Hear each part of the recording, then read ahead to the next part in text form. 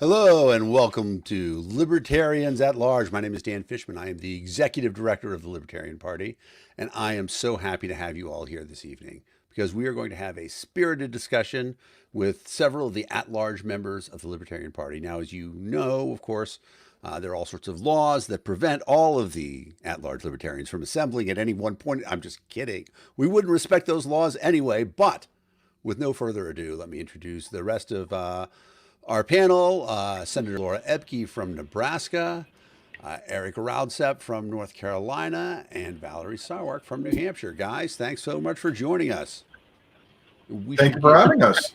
Oh, well, it's going to be, I mean, it's really your show. I am the facilitator, but I think we should first shout out our new amazing opening made by none other than Eric. And Eric, we should point out, you knocked that out in about 3 hours, right? You scavenged our Facebook pages, found photos of us, threw them together into a slideshow, and then what did you use to make that? It's an online program called Biteable, and I use it for work quite a bit. We do a lot of like short advertisements and stuff for my home inspection business, and I've gotten to be quite the little aficionado on that one. Awesome. Well, I think it looked great, and I really appreciate you having that and classing the joint up. And so, first announcement: we're going to make this a regular show every Thursday. We are going to start bringing you Libertarians at Large. This is a show that I want all Libertarians at Large to start participating in. We haven't had Josh on yet. He's welcome as soon as he's able to make it. We haven't had Richard on yet, but as you saw, both those guys are in the credits. We're looking forward to having everybody here. But the people that we got, we're going to start talking about some of the big issues of the day. So obviously, the first biggest issue is the charges or lack of charges as they may be in the Breonna Taylor case. A lot of people are talking about that.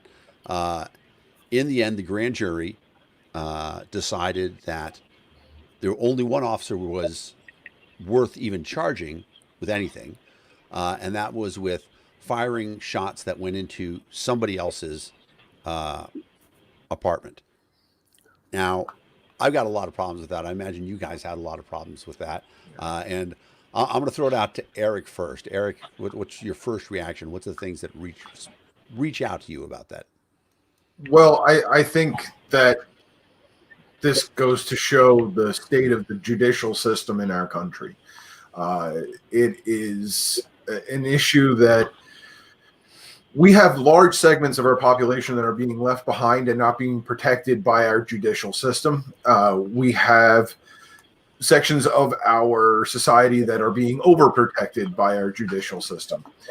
And we're no longer the land of the free. That's really what it boils down to. That's a great analogy because, one of the important things about it is that when the police broke into the house, they didn't break into the house that they thought they were breaking into. And that's obviously one of the hugest issues about that. Valerie, I'm sure you have some thoughts about this as well. Yes. People are nitpicking all day long on Facebook. Well, they did have a no-knock warrant, but they did knock. And, maybe he was dealing drugs. Maybe she was accepting a suspicious package. The bottom line is not a single crime in our country requires the police officer to come to your house, be your judge, jury, and executioner. And that's it. It's a fascinating thing because I love using that phrase, judge, jury, and executioner, because we do entrust our police with that tremendous power that at some point in time, they may be called upon to be judge, jury, and executioner. And with that tremendously great power, we hopefully are giving it to people with a tremendous sense of responsibility. And at least to me, it felt like there wasn't a lot of group responsibility over what was going to happen in this scenario. Senator Ebke, I wonder if you have some thoughts about this. Well, I have some thoughts. Here's the thing. We got to this notion of responsibility, and I think with great power comes great responsibility. That's a Spider-Man reference, and I do think that that the law enforcement need to think about some of these things. A no knock, let's say, knock and bang the door down or whatever. So I mean, I think we need to think about what crimes it's really required to kind of go in guns blazing, so to speak. That said, I wasn't there, and I wasn't in the grand jury room. I think those are all excellent so I points. think it's a little tougher to the jury was thinking. Right. Valerie raised an outstanding point, though, and this is one that I thought about for a while. What was the emergency that required the police to enter that apartment? Why couldn't they have waited until the guy they were looking for was outside? Mm-hmm. They could have apprehended him on his way to, to his work or leaving the house or anything like that. Certainly, if you know where it is, you'd think it would be pretty easy to just kind of hang and wait. So yeah, that's concerning. Yeah, and that's one of the other things that I think that we talked about in a larger case, and this is something that I think libertarians can advocate for.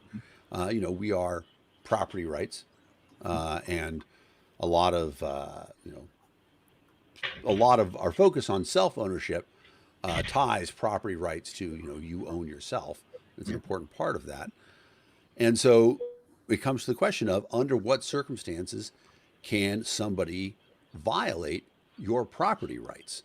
And your property rights mean both, your property, but your body as well. And I think that there's a lot of communication that we can do to the general public in terms of how that makes a difference for them.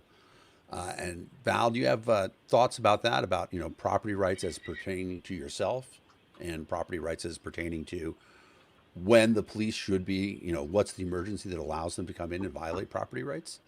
Yeah, and your point is absolutely right. What was the emergency? The guy was going to leave, especially if he was dealing drugs. He was definitely going to leave, or somebody was going to come in, or maybe they could have even got a decoy. But my point is, if you come into my house like that, I don't know you're a police officer. I don't know if you're a bad guy or whatever. I don't know if you're in an armed robbery.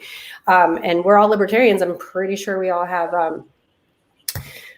firearms in our house. And so, even the guy who is a libertarian who helps do our yard work, knocks on the door while he's working to ask if he can use the bathroom. And I say, it's okay, you can come in. He was like, well, you guys are libertarians.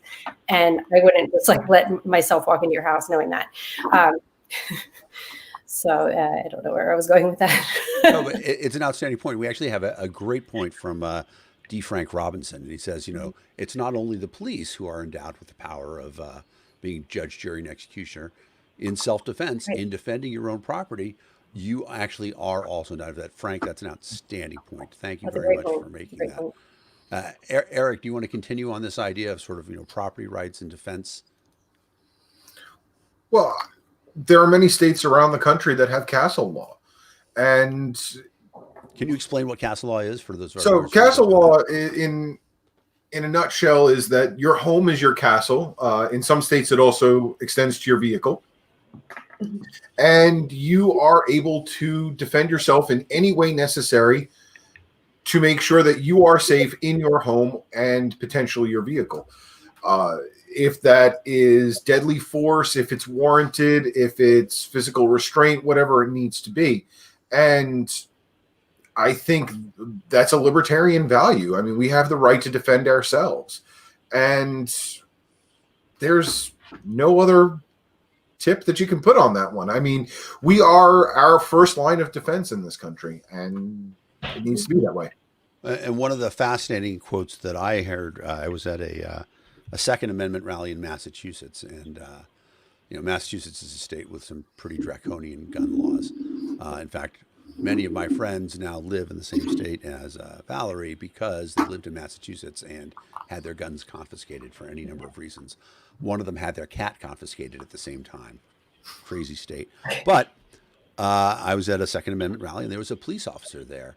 And I'm like, thanks for coming out. He's like, I'm a big supporter of, people owning firearms. I mean, I wish everybody would be adequately trained. I think that's a critical thing to do and all that stuff. It's like, but I tell people all the time, we're only minutes away. But if you need somebody in a minute, we're not going to be there. And that's a critical thing, a critical talking point. And so we can meander a little bit into, I think I saw that Smith & Wesson had their best quarter ever last quarter. And it's not surprising. I mean, it's a little bit surprising in that, I know in some states, gun shops aren't considered essential businesses. But in Maryland and a few other states, the ones that originally said that they weren't, they have reopened them and been essential businesses. I know that I'm one of the people that when I realized that lockdown was coming, I said, okay, I want to think of all the things that I should get that nobody else is going to think of. So I did go out and I bought just a ton of plywood, which I'm very happy about. But everybody thought, get ammunition. And so we did a little bit of that. But it's interesting because that's one of the other stories that I want to talk about a little bit, is that we are seeing a lot more supply chain issues popping up in the country right now. And there was a great story about sailors who have been at sea recently and they can't get off the boats because people don't want to admit them because of COVID. And the story that's making the rounds now and on BBC, and I'm sure it'll come to America, is that there was a boat in which somebody had died from a heart attack and they couldn't get the body off. It had to wait 15 days. And yeah, pretty horrific stuff. But, as we're coming into winter and people are starting to talk about, what the winter is going to look like and supply chain and stuff like that, do you guys have any thoughts? Is there anything that you're saying, you know what, I'm going to stock up on this for winter? Like the shipping thing, the big shortage is there are no refrigerators to buy in the United States right now. There are no washing machines and dryers because those all come from big ships overseas. And as they lose sailors and sailors can't get back on the ships, there's just nobody to man the ships anymore. So is there anything you guys are stocking up on? Senator Epke, I know you're in the Midwest right now. Is there anything you're thinking about? Well, we're trying to, we, like everybody else, are trying to get hold of some ammunition. I just got a new gun and have been having trouble finding enough ammunition so that we can go out and shoot it. Right, because there's no point in having a new gun. Go ahead. Yeah, if you can't shoot it, there's no point in having it, right? Yep. But back in March and April, we bought a new freezer, an additional freezer. So we've got now two freezers, and we've got a spare refrigerator in the basement. So we can stock up pretty well if we need to. Interesting. I mean, that's one of the things that I think really is really valuable. And I've been sort of doing that as well, sort of thinking about what are the things that I think we're going to have shortages of food-wise in the winter. So this is one of the things that I've loved about this time period, is that there's a lot of old stuff that is being learned anew. For example, I didn't know that you could preserve eggs, but you can. You can pickle eggs and they'll last forever. And I see you make that face, Valerie, and that tells me you've never had a pickled egg. No, I have. My family's from cold country, Pennsylvania. That's like a thing. They're like pickled in beet juice. They're disgusting. I'm sorry. It's a thing, but not for you. Not for me, no. That was like what we had every Easter. Well, I have tried pickled eggs. I won't say that I think that they're the best thing on the planet, but it's easy to store. You don't have to refrigerate them. So I'm stocking up on pickled eggs, and then I might have a small mountain of ramen in the corner.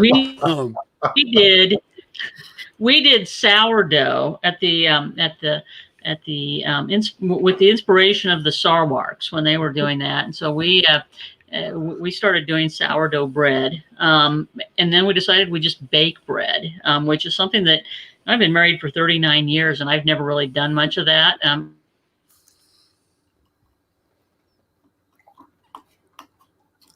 Yeah, except for taking it out of the bag.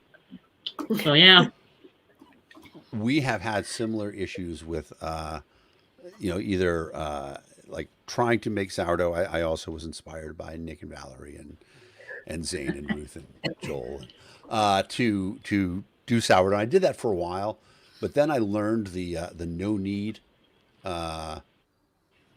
sourdough in a Dutch oven, and if you just look it up, no knead with a K, and it is just unbelievable. It's literally this much pre-done yeast, this much flour, this much water. You mix it up with your hands like this, leave it for 12 hours, put it in a Dutch oven, and it's the most amazing bread ever.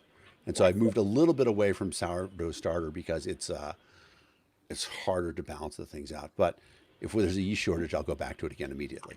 And it is amazing, right? I mean, for me, right, the closest I'm ever going to get to creating life is yeast. So I'm going to take that as something that I'm very interested in doing. Eric, we haven't come to you about this. Anything that you're thinking about? Like, what are you worried about in the winter?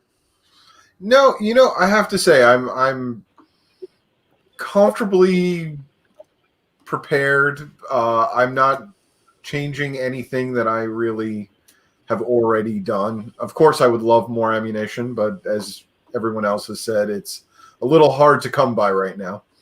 Mm-hmm. But I think this is also something that we need to really look at in our nation. I mean, we have massive ports, yep, and we're not developing free trade or staging zones where we can hold these containers and allow them to have whatever quarantine period that they need. A lot of these ships are being forced to stay loaded in our ports. It's not a feasible solution, and it's log jamming not only the trade coming directly into our country, but it's log jamming also the trade that continues after our country. Well, and I think we're not being good stewards to the world trade market.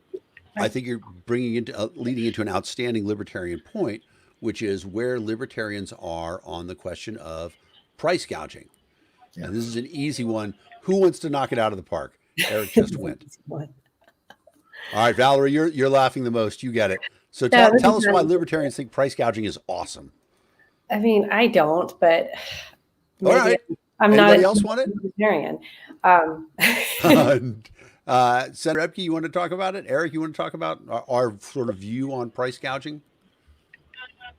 Well, I mean, the market works, and right, if there is, if there's a need, if there's a need for something, go up, and that will inspire more supply to be met. So, yeah, it's a problem if you're on the, but it assures that you get more of your resources, your product in place.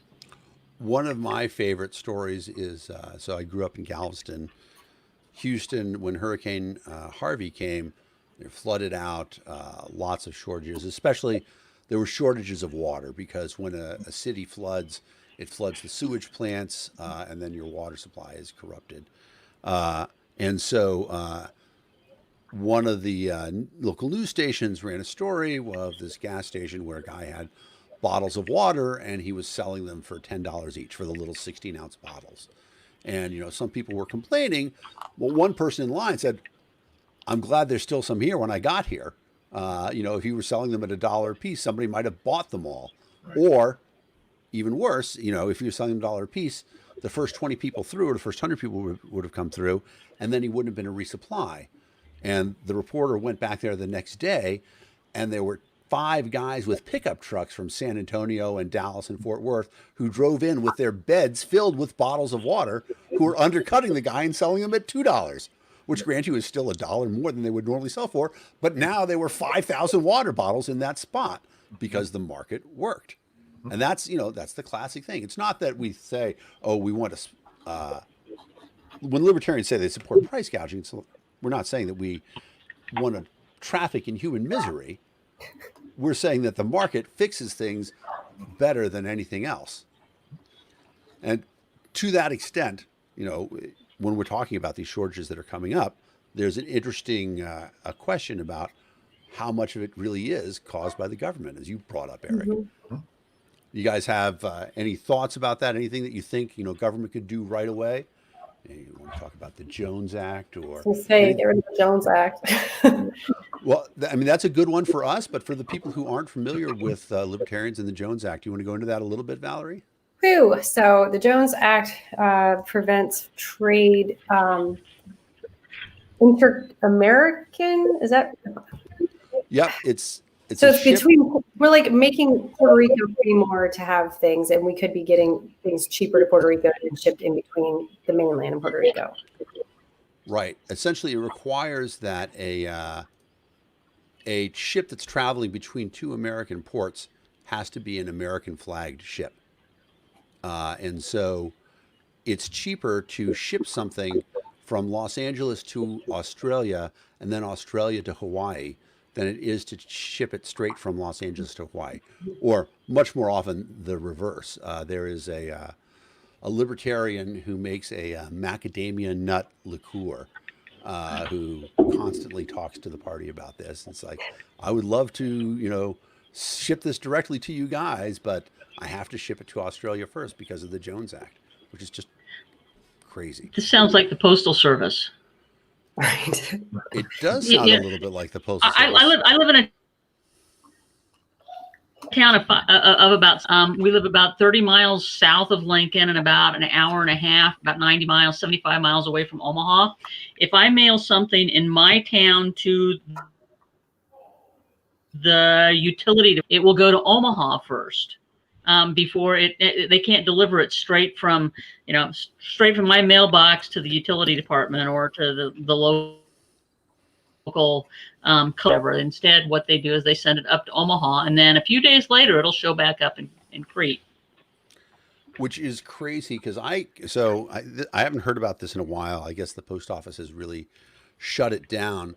But when I was a kid, every year you heard about some kid getting busted for delivering local mail in their city's downtown. I mean, obviously Texas is lousy with small little cities, but I mean, I specifically remember LaGrange because LaGrange is famous for other things in Texas as well. But there was a guy, it was a 12-year-old kid on his bicycle, just nonstop circling, delivering the mail right after school. And it was awesome. Businesses would put things in his basket and he'd drop them off, stuff like that. And, of course, the post office has, the power of the federal government behind him. So, they brought in the FBI to really scare the kid. You're not allowed to deliver the mail. That type of thing. But in reality, if it didn't work, nobody would buy it. I wonder why they're bankrupt. Well, and so it's interesting because, of course, what's the reason that the people are really talking about the post office right now? Ballots. Mail-in ballots, exactly. Which leads us to our next exciting clip. I'm going to play you guys a little clip, and then we're going to get to comment on it. Let's see if I can do this right. Questions? We'll take a few questions. Yeah. Right here, Mr. President, real quickly, win, lose, or draw in this election, will you commit here today for a peaceful transferal of power after the election? And there has been rioting in Louisville, there's been rioting in many cities across this country, red and your so-called red and blue states. Will you commit to making sure that there is a peaceful transferal of power after the election? Well, we're going to have to see what happens. You know that I've been complaining very strongly about the ballots, and the ballots are a disaster. And that, but people are rioting. Do you commit to making sure that there's a peaceful transferal of power? We want to get rid of the ballots, and you'll have a very peaceful. There won't be a transfer, frankly. There'll be a continuation. So that's where it sort of went off the rails because I think for a moment the president was doing a pretty good job, and I don't say that about him a lot, of dealing with somebody who was trying to be combative. The guy's like, will you commit to being... And then all of a sudden he says, well, if you get rid of the ballots, then there won't be a transfer of power. There'll be a continuation. So where do we start with something like that? Eric, why don't you kick us off? I swear, he is the death of democracy sometimes. I have no words. I mean, the president is really just, like you said, off the rails. There's no other way around that one. Well, it's interesting because, one of the things that people talk about that is truly, that was unique, that we wrote into, that the founders wrote, was the peaceful transference of power. And one of the most inspirational things I have seen in a while, there's a picture of George Washington. Said, George Washington is famous for all these things that he did, right? He was the general. He warned us against political parties. He had this tremendous, but he should be most famous for the thing that he didn't do. He could have been king, and he chose not to be. And that is such an important part of our American history. And I think that's why people are so alarmed to hear the president say, well, there won't be a transition, there'll be a continuation. And now, Well, go ahead, not Eric. only that, but you also have Thomas Paine after he left the United States and went on to the French Revolution, and he was reading over the peaceful transference of power. He was astounded that the Americans were scheduling their revolutions, and that's exactly. I mean, it was an outsider opinion, but that's exactly how it came across. Right, and that's a really good point. You want to talk about that a little bit. So, right, 1789 is the start of the French Revolution, and when we talk about too the American Revolution, this is one of the another sort of important topic is that when we rebelled, when I say we, when America, the colonies rebelled, England was dominatingly the freest state in the world, right? I mean, you didn't have tremendous social mobility, but certainly you had a lot more social mobility than you did in France or in the German principalities or other places. And Americans revolted against that because we didn't want to be freest, we wanted to be free. And that's a difference. And I think that's something that chafes against a lot of Americans right now, is that we recognize, even now, you can make an argument, we are the freest country in the world. But raise your hand if you really feel free. I see no hands. And so that's an interesting point. So let's go back a little bit. Now, did you think that the reporter was being a little bit combative? Well, let's be fair about that. Valerie says no. Yeah. I don't think so. I think he was. With every question you have to ask Trump, you have to say it 3 or 4 times. It's like he doesn't understand, and so I think they're all used to like talking to a child. I have to ask you this question until you answer it, and then you get these goofy answers that later some other GOP senator or congressman or something will say, "Well, he was just joking," and then like in November we're figuring out how to overthrow a king because anyway, he was just joking, but just kidding, he wasn't actually joking. So, Well, yeah. so it's interesting because it's a question that certainly could be answered in the right way. And so I'm going to immediately put you on the spot, Senator Ebke, when you get elected and in the middle of and right before your midterm, I say, Senator, can you guarantee me that there will be a peaceful transition of power regardless of the result of the election? Yeah. No, I mean, the thing is here, I think that Trump is the old, and there's sort of a symbiotic trolling relationship now going on between the president and the media.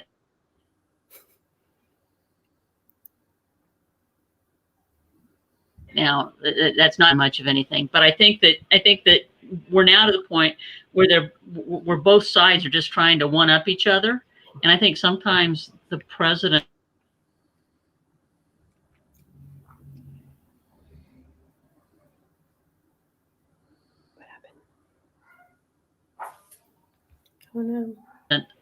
Says bigger into an even bigger tizzy, and so then they start asking questions like this. And I mean, I saw that Mitch McConnell even and some of the other Republicans said, "Whoa, wait a second," today. So, I don't think that this is. I don't think that we've got to worry too much about it, at least at the right. There's a story. There's a story. A colleague of mine now. unlike the rest of you, maybe Senator Epke, you were also alive during Watergate, but I can remember my mother putting me in front of the television to watch Nixon's resignation speech, and a colleague of mine was working. He actually worked for the DoD as a contractor at the time, and he was in the DC area, and they were frightened. They didn't know what was going to happen. They thought that there was a potential that the Army would be involved, and I don't know that this is true. It's anecdotal, but you can certainly hear people who say that at the time there was a deal with the governors of Maryland and Virginia that their National Guard would come in if there were a real problem, and it points to the genius of our system that I have to stop putting the hand in front of the camera. It points to the genius of our system that the Army doesn't work for the president, right? The Army works for the people, and it doesn't operate on American soil. Only the National Guard is supposed to do that. So with that, and talking about sort of these esoteric issues of law and American history, it's time for our new favorite segment, the news quiz. Let me find this. Here we are. This is, if I can quote the president, the Crooked New York Times. The Crooked New York Times puts together a news quiz every week, and I thought that we would go through that and talk about these questions as they come through. So the first question is, Breonna Taylor's family in the city of Louisville, Kentucky, reached an agreement to settle the wrongful death lawsuit brought after the young woman was killed in a botched police raid in March. Which of the following were terms of the settlement? We have to get them all right to get this answer right. 1, the city will acknowledge wrongdoing. 2, the city will adopt a number of police reforms. 3, the city will pay Ms. Taylor's family $12 million. 4, the city will rename the street where Ms. Taylor lived in her memory. So, I think we all know the $12 million one, right? Yeah. All right. Did the city acknowledge any wrongdoing? Is it paying $12 million for wrongful death, basically saying that you? Oh, I definitely think not. I know a lot of times, and if you want to consult with the other lawyer in your house, where people are willing to say, yeah, we'll spend a lot of money to not admit wrongdoing. That's true. That's true. What about, are they going to rename the street after her? I didn't hear that at all. I don't think that was part of the settlement. All right. Will the city acknowledge wrongdoing, and will they adopt a number of police reforms? I think police reforms. I feel like I heard something about reforms. I feel like I heard something about police reforms. I didn't know what. All right. Let me click that. I don't seem to be able to click them. All right. Well, we're just going to have to guess. All right. Next one. Our next question. Israel and 2 Arab countries. Well, I think if I stopped sharing them, let me try this. All right. So now let's see if I can click them because I'm not sharing them. Nope, that didn't fix anything. All right. I'm terrible at this. Israel and 2 Arab countries signed an agreement at the White House to normalize their relationships. One was the UAE. What was the other? Your choices are Bahrain, Kuwait, Oman, or Saudi Arabia. No, Bahrain. Bahrain, not Bahrain. I also think it's Bahrain. I think not. You think it's not Bahrain? You think it's Kuwait, Oman, or Saudi Arabia? Yeah. Bahrain or Kuwait. Yeah, I was going to say, we would know if it was Saudi Arabia. Right. Because that would be a huge deal, because Saudi Arabia pays a tremendous amount of money to keep the region destabilized. But so we don't really know what the answers are here, right? We're not going to know. We have to look it up. At the end, I get to, if I go down here to the bottom, we get to submit our answers and then find out what the answers are. I think. Although I wasn't able to click on this correct answer, so I'm not guaranteeing anything. You know what? I'm pretty sure our answers. Look, somebody has already told us it's Bahrain. Oh, I was wrong. Thanks, John. Appreciate it. I'm here for comic relief only. Right. That's good though. Do you have time to because- read, Valerie? No, I was going to say all I did today, the only television I got to watch today was freaking Daniel Tiger. So yeah, I don't know. So I actually watched, some of you might have seen, if we're going to talk about innovative television, I posted something on Facebook. This woman goes to consignment stores with essentially her cell phone. She finds a whole bunch of clothes and says to the owner of the consignment store, I believe that I can sell these on Facebook. I sell them, and she sells them for $5 each. And she says, I will give you $1 for each one of these, gets them out of your store, et cetera, et cetera. And then she just does a Facebook live stream. She says, okay, I've got this thing. She opens it up. This was, and there were names that I don't really remember, but like this was an Ann Taylor thing. And it's like, it's stretchy. And she shows, and this size, it's number 747. And then people write in the comments of the live stream, I'll buy 747. And I watched for like half an hour, and she sold like 200 pieces of clothing. Unbelievable. Well, first of it is, I think that people are really psyched that it feels like shopping. But the other thing about it is, and it's $5, right? Why wouldn't you want to buy something? And then sometimes you see something. And I confess, I know nothing about women's clothing, right? I know nothing about the fashion or anything like that. But it was amazing to see this entrepreneur at work. And that's one of the things that I love. The only thing that gets us out of all of this, right, is innovation. It's the entrepreneurs really getting things going. And so seeing somebody finding a way to make money, selling stuff over Facebook, that was very inspirational for me. All right, question number 3. Where did Hurricane Sally make landfall? Your choices are the Alabama-Florida state line, the Alabama-Mississippi state line, the Louisiana and Mississippi state line, or Louisiana and Texas state line. Louisiana, Texas? No, I think it's Louisiana, Mississippi. It's definitely near. It's one of them, Louisiana, because we see Keith Thompson and Susan. Their roof blew off their house and like a tree fell on it, and they're in Louisiana. So well, except that wasn't Sally. That was Laura. There've been so many this year.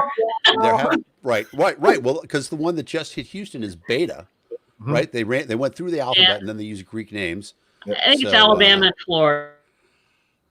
Alabama and Florida. All right. Well, so here's the thing. Let's ask the audience. The audience says it was either Alabama, Mississippi, Louisiana, and Florida, or Florida and Alabama. So they don't know either. We appreciate you guys doing it. Somebody want to look it up? Let us know. oh my god! All right. Question number 4. Nobody told me there was going to be math on the quiz. What chemical did astronomers detect in Venus's atmosphere? Carbon dioxide, hydrogen chloride, phosphine, or sulfur dioxide? It's red, so sulfur dioxide. I'm going to guess that carbon dioxide. No, it can't be carbon dioxide because that's the greenhouse gas, and Venus is famous as being the planet of greenhouse gases. So it's not carbon dioxide. At least they wouldn't be surprised by that. Josh McCose swears that he looked it up and that it was Alabama and Florida. Okay. All right, so thank you, Josh. Laura got it. So you think sulfur dioxide? I do. All right. I'm going to go with Valerie on this one. Sulfur dioxide. All We're right. going that to sounds be let good. down. I don't know what I'm talking about. I don't think phosphine is a chemical. I think it's a fake chemical. And hydrogen chloride, it's a compound, but I don't think it would be surprising because it's, James Bo Thuvenel says phosphine. And with a name like that, he's got to be right. You're probably right. Yeah. All right. But we'll see. We're going to find all the answers afterwards. Oh, again, phosphine. So more people think that it's phosphine. I mean, this could be the fake news. But I'm getting all the answers wrong on purpose to make everybody feel really good. this is a good strategy. I'm sorry I followed you, Valerie, on that one. All right. Phosphine is not only a real chemical, it's the correct answer. Thanks, Bob. We appreciate that. All right. If somebody wants to add a little comment telling me what phosphine is, that's good. Number 5, what crime did a top Trump health aide without evidence accuse scientists of the Center for Disease Control and Prevention of committing? Is it A, fraud, B, murder, C, sedition, D, treason? Sedition. I did see that one. That's Interesting. Yeah. My I don't even know. my memory. You know what? I just had an idea. Let me see. Sorry. We can talk about this a little bit, but of course, my favorite reference for sedition is John Adams with the Alien and Sedition Act.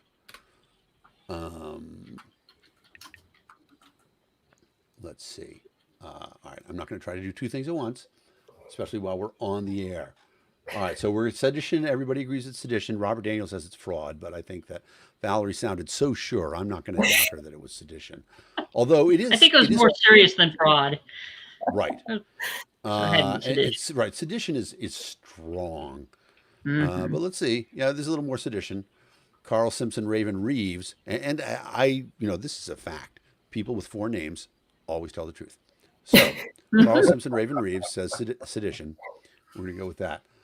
Question number 6. Sarah McBride is set to become the highest ranking transgendered official in the United States. What position was she nominated for? A, Senate. B, House. C, State Senate. D, State House. And I confess, I don't know. I know it's a state position. I just can't remember if it's a state Senate or a state House position. Interesting. I also do not know that. I'm thinking it's state Senate. I agree with Eric because I feel like. All right. I did magically figure out how to make it store our answers so we can find out what we did wrong. I'm going to run through them quickly. We said that it was Bahrain. We said, it tells us the answer when I get it right. Okay. So it was Bahrain. Let's just go down to where we are. We'll assume we're right. Sarah McBride, set to become the highest ranking transgendered official in the United States. Senate seat, House seat, state Senate seat, or state House seat? And I confess, I don't know. But I would know if a senator was being installed right now because they'd be voting on the next Supreme Court justice. Speaking of which, have any of you guys seen there is a group of people now who are saying that they insist that there be a justice nominated and installed, and they are using the slogan, "No justice, no peace," which is terrible. Hacking. Clever. Nobody else saw it coming, but terrible. Yeah, that's right. Sarah McBride is set to become the highest ranking transgendered official in the United States. State Senate, State House. I'm sticking with state Senate. I'm fairly certain. I'll go with Eric on this. I don't know, All but right. yeah, Agree. State Senate. Yes, Yay. Miss Good McBride, job, state Eric. Senate seat Yes. in Delaware. So I don't know how I don't know that. I live right next to Delaware. And outright libertarians will continue to be proud of me. There we go. Good job. Well, so interesting question. What is Delaware most famous for? The screen door factory. The what? The screen door factory. That I have no idea what you're talking about. Wayne's World. Credit cards. For me, I always liked that their license plate said "First in Freedom." They were the first state to ratify the Constitution, which, considering they were the smallest state as well. Although actually, I guess they're not smaller than Rhode Island. Number 7, which conference? I know Laura this knows answer. this. I know. Which one is it, Laura? Just tell us straight up. Big Ten. The Big Big Ten Ten. is indeed correct. Big Ten will join the Big 12, Southeastern, and the Atlantic Coast in playing football. Big Ten contains such famous colleges as Michigan, Michigan State, Ohio, Nebraska. The Big Ten now. Nebraska. No, Nebraska's in the Big 12. No, we're in the Big Ten. What? That's how I know. Yes. Okay. I thought Nebraska, Colorado, Oklahoma, and somebody else joined the Big 12 when the Southwest Conference went away. Oh, All right. yeah. And then we left the Big 12 and went to the Big 10. Oh, you left the Big 12. See, that's after I moved out of Texas. At that point in time, college football was dead to me. Oh boy. This is the worst thing I've ever done as a libertarian, apparently. Oh, no. All right.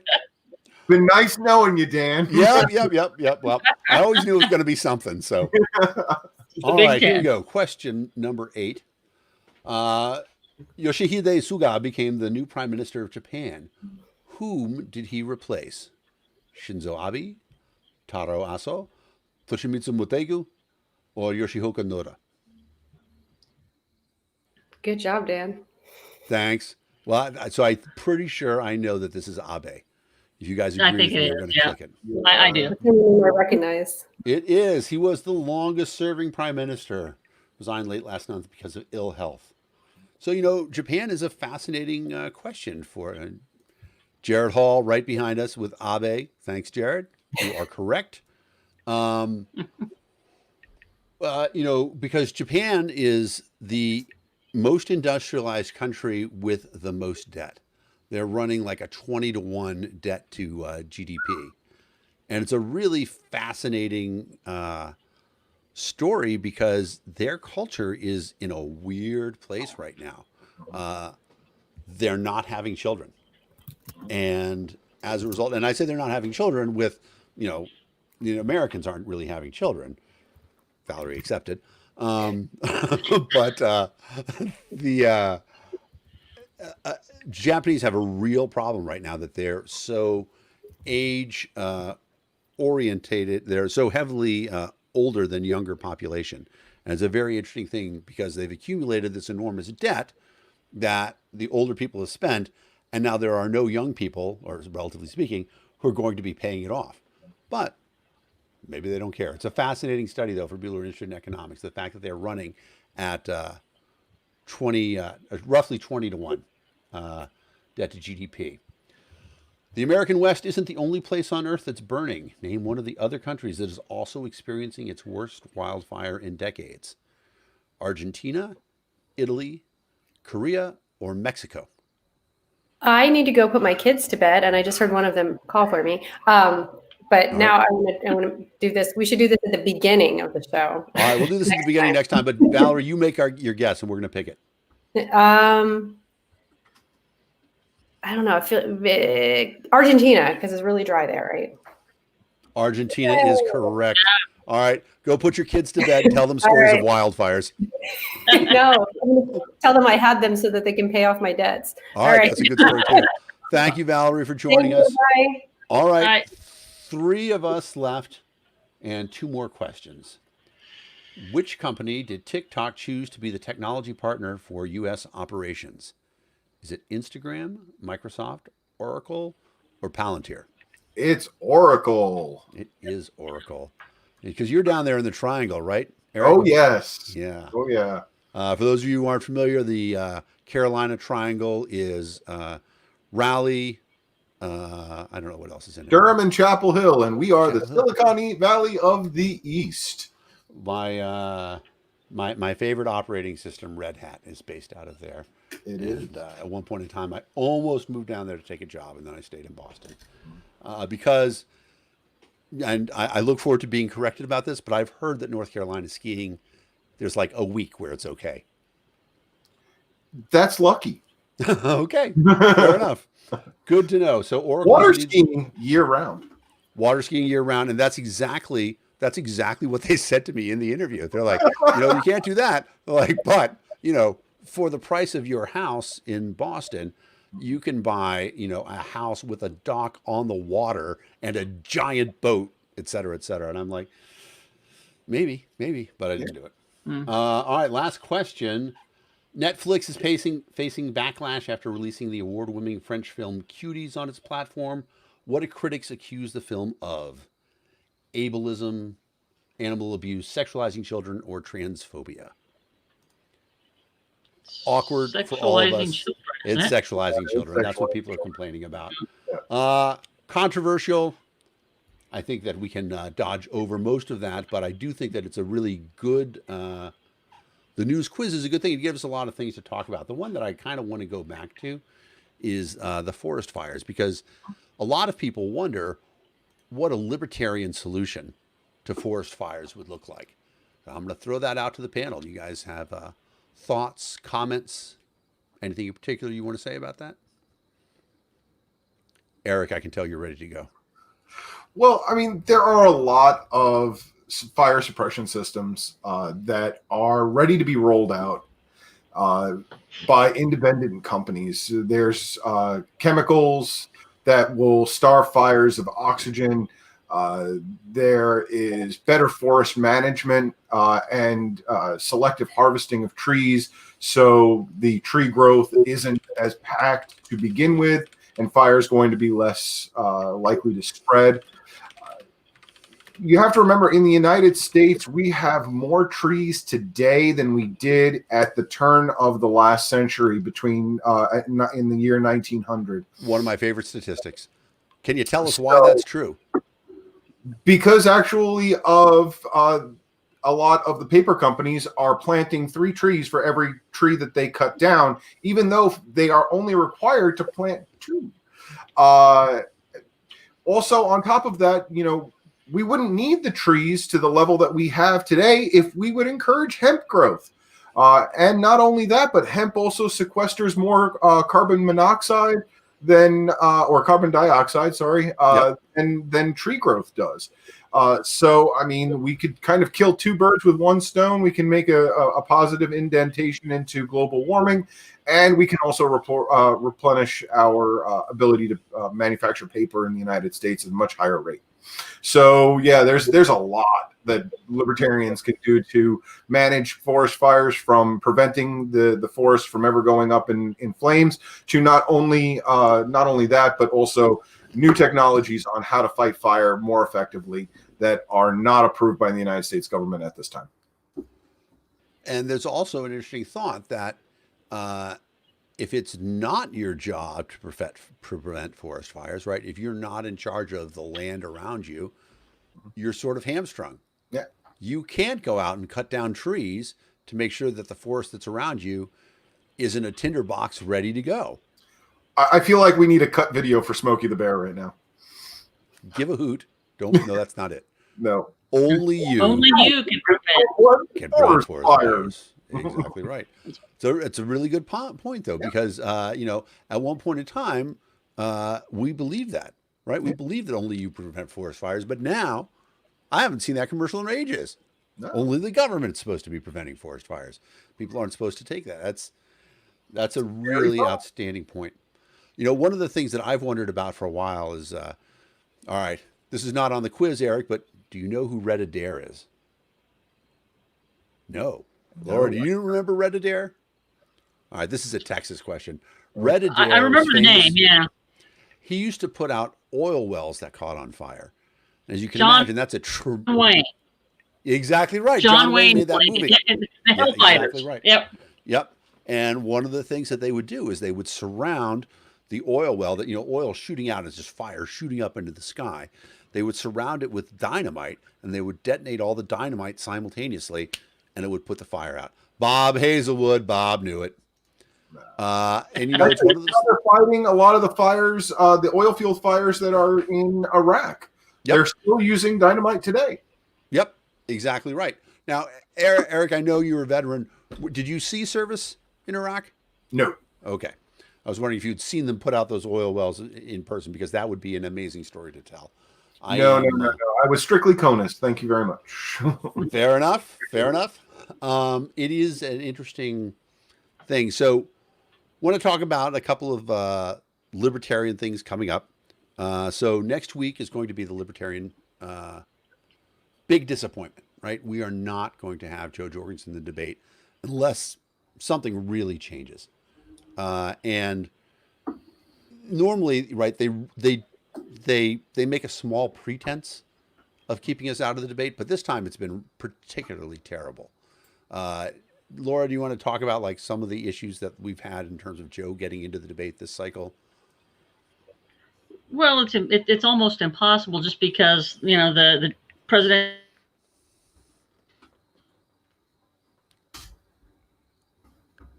debate commission, but they're controlled by the Republicans and Democrats. And if you look at the list of people who started it, it was national chairs or former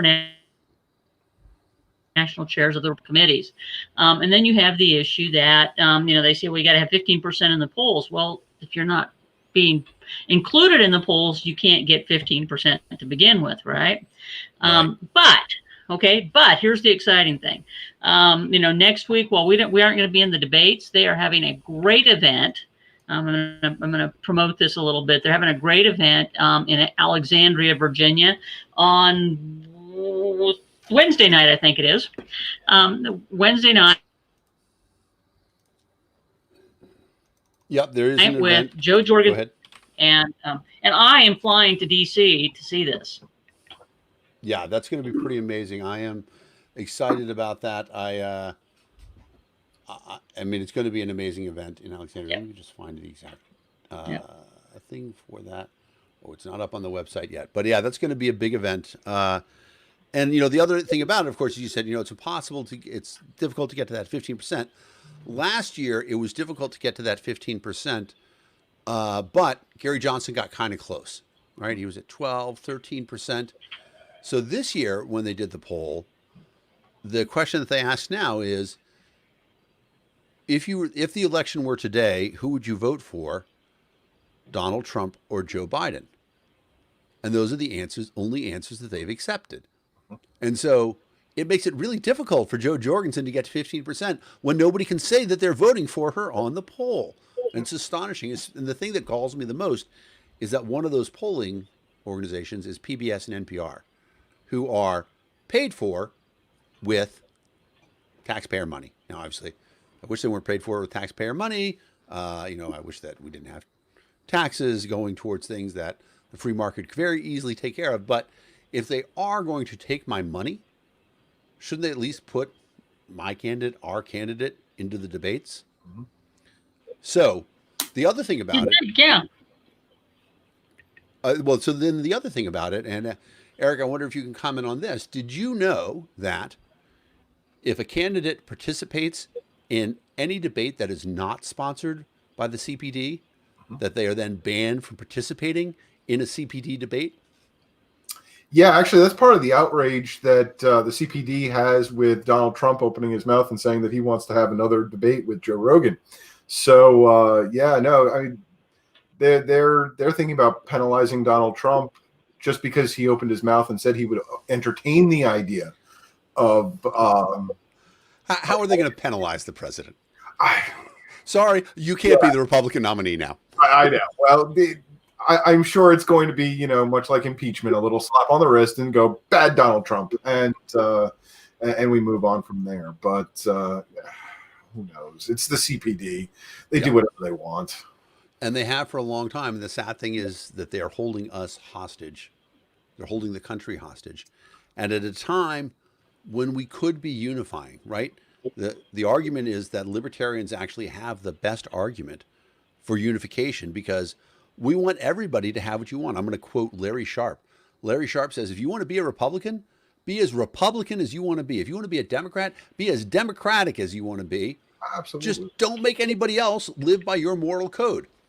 Go ahead, Eric. Oh, no. But what really amazes me is how the CPD got even created in the first place. Right.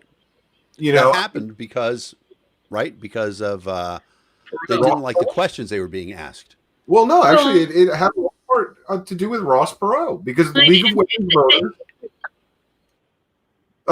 Women's Voters, was running the debates at the time when Ross Perot was brought on to the stage, and so the CPD, I'm going to step in. The CPD actually was created a little bit before that because Ross Perot was in the '92 election, and the last League of Women Voters was 1988. Is that when CPD got exclusivity? Yeah, that's when they got the exclusivity, and that's when the League of Women Voters said, we're not going to do it anymore. Right. And the CPD asked them to host a debate, and they're like, no, this is a fraud. We're not going to be involved in this fraud that you want to commit. And then when the CPD took over, they said, we're going to set the bar at 5%, because nobody's ever going to get to 5%. But Ross Perot was at 7%. Right. And so if you have a pickup truck and you drive it into the ditch, sorry, I loved Ross Perot in those debates. Those were, that was a big deal. And then they changed it and then they made it a lot worse. And now it is essentially a mathematical possibility, even if they were to ask the question, if the election were today, who would you vote for? Because anybody who says, I'm going to wait and watch the debates to make up my mind, counts against a candidate getting to 15%. And, frankly, we don't think that libertarians should automatically have people's votes, although the Republican Party and the Democratic Party believes that they own the votes of the members in their party. Oh yeah. However, I'm going to go to our last point, and then I'm going to wrap it up. You know, we talked about the idea that you can be as Republican as you want, you can be as Democratic as you want. The thing that we have always done really well here in the United States is religious freedom. You know, we have Hindus and Jews and Christians and Muslims and Buddhists and Sikhs and spaghetti monster, everything, anything you can think of. We all live together, right?